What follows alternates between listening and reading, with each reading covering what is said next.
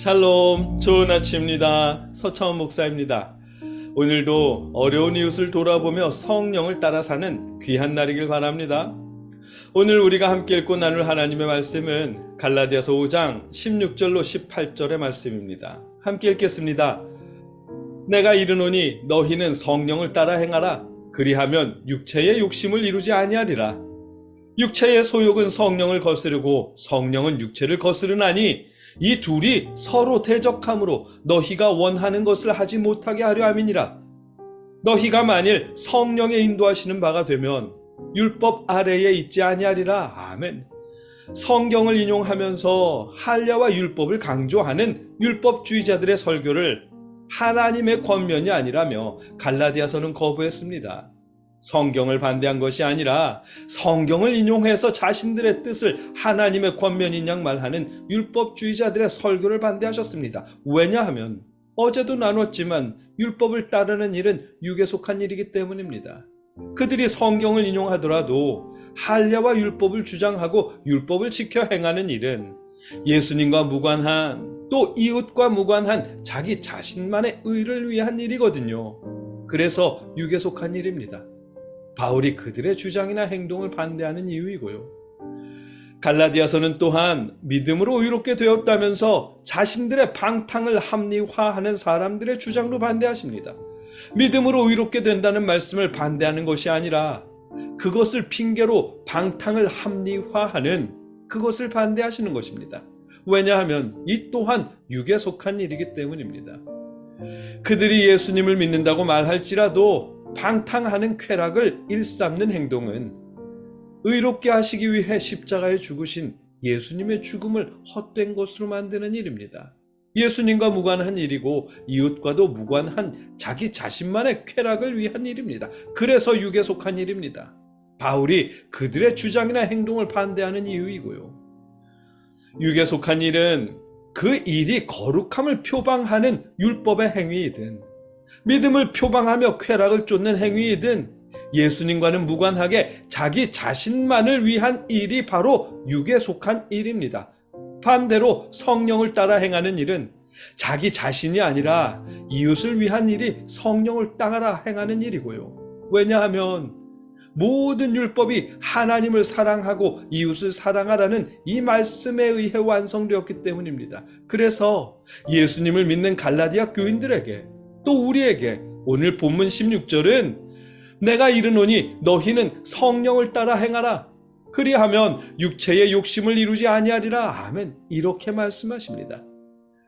일반적으로 성령을 따라 행하라고 하면 성령으로 방언하고 성령으로 예언하고 성령으로 병을 고치는 그런 신비로운 일들만을 생각할지도 모르겠습니다. 하지만 아닙니다. 앞서도 말했듯 자기 자신만을 위한 일이 육체를 따라 행하는 일이고 예수님의 말씀에 따라 이웃을 사랑하며 서로 섬기는 일이 성령을 따라 행하는 일입니다. 만일 신비로운 일이냐 아니냐가 성령을 따르는 일의 기준이라면 무당의 굿이나 병을 고쳐주는 스님의 일을 설명할 길이 없잖아요. 마귀도 그런 일을 할 수 있답니다 라고 말하더라도 그러니까요. 결국 신비로운 그 일이 마귀의 능력인지 성령의 능력인지 구분할 길이 없다고요. 교회에서 하면 성령의 일이고 절에서 하면 마귀의 일이라는 식으로 말할 수는 없고요. 유대인들은 그런 식으로 구분했기 때문에 안식일에 병자를 고치신 예수님을 향해 바알세불의 힘을 입은 자라고 말했던 것입니다. 신비로운 일이냐 아니냐 하는 것은 성령을 따르는 일이냐 아니냐의 기준이 아닙니다. 성령을 따르는 일이냐 육체를 따르는 일이냐의 기준은 앞서도 말했듯 자기 자신만을 위한 일이냐 아니면 예수님의 뜻에 따라 이웃을 위한 일이냐가 바로 그 기준입니다. 그 증거가 예수님이시잖아요. 예수님은 자기 자신이 아니라 여러분과 저 우리를 위해 십자가에 죽으셨습니다. 그래서 갈라디아서는 사랑으로 서로 종로를 따르고 말씀하셨고요. 육체에 속한 일과 성령에 속한 일은 이렇듯 자기 자신을 위한 일이냐 이웃을 위한 일이냐가 그 기준입니다. 그래서 자기 자신만을 위한 육체의 소욕은 이웃을 사랑하는 성령의 일과 서로 거스를 수밖에 없고 대적할 수밖에 없습니다. 17절입니다. 육체의 소욕은 성령을 거스르고 성령은 육체를 거스르나니 이 둘이 서로 대적함으로 너희가 원하는 것을 하지 못하게 하려 함이라. 아멘. 사람은 너나 할 것 없이 누구나 자기 자신을 위한 일에 더 열심이고 익숙합니다. 심지어 자신의 애완동물을 위해서 100만 원은 쓸 수 있어도 이웃집 아이 병원비를 위해서는 10만 원을 쓰는 일이 쉽지 않잖아요. 내 애완동물을 위한 돈은 아깝지 않아도 이웃의 귀한 자녀를 위한 돈은 아깝잖아요. 오늘 본문 18절은 그래서 너희가 만일 성령의 인도하시는 바가 되면 율법 아래에 있지 아니하리라. 아멘. 이렇게 말씀하십니다. 성령의 뜻을 따라 사랑으로 서로 종노릇하며 섬기는 사람은 자기 자신이 아니라 예수님의 뜻에 따라 이웃을 사랑하며 섬기는 사람이기 때문에 율법 아래에 있는 사람이 아니라는 것입니다.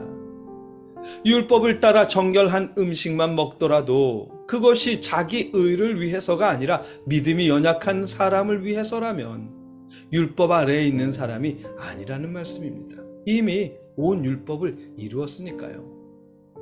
여러분, 자신의 쾌락이든 자신의 의를 위해서든 자기 자신만을 위한 일은 육체를 따르는 일입니다. 반대로 이웃을 위해 섬기는 일은 성령을 따라 행하는 일이고요. 예수님이 우리를 위해 십자가에 죽으신 것처럼 말입니다.